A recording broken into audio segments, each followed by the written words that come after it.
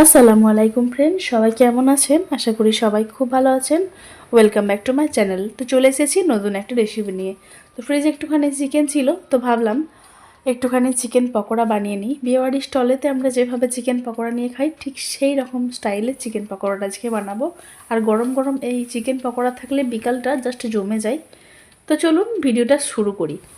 আর অবশ্যই boneless chicken বা হাড্ডিবিহীন chicken নিতে হবে।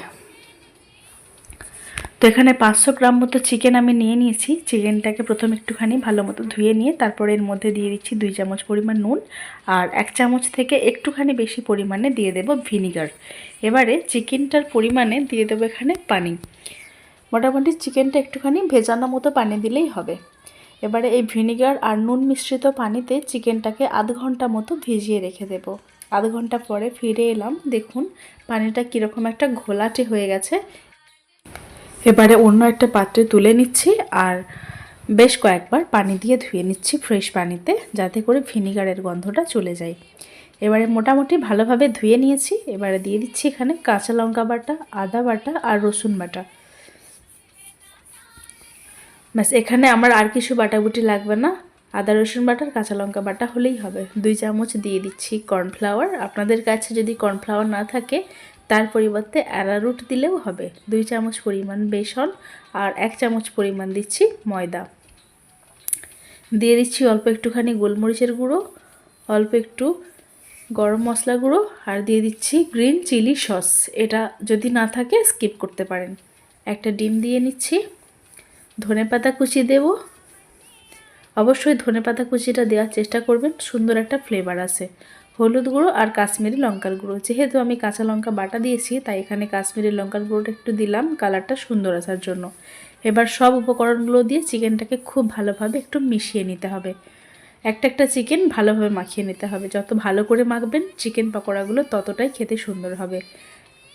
40 মিনিট মতো রেস্টে রেখে দিয়ে আমি পকোড়াগুলো তেলটা গরম করে ভেজে নেব।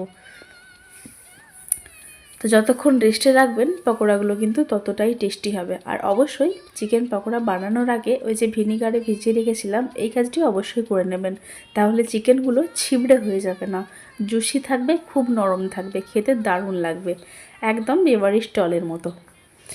তো এখন আমি হালকা করে একটু ভেজে নিয়েছি। চিকেন পকোড়াগুলো আমি সেকেন্ড টাইম ভাজবো, তাই প্রথমবার একটু হালকা করে ভেজে নিলাম। তো সবগুলো চিকেন পকোড়া ভাজা হয়ে যাবার পরে আমি যে একবার ভেজে রেখেছিলাম সেকেন্ড টাইম ভেজে নিচ্ছি। সেকেন্ড টাইম কিন্তু একদম লো ফ্লেমে ভেজে নিতে হবে।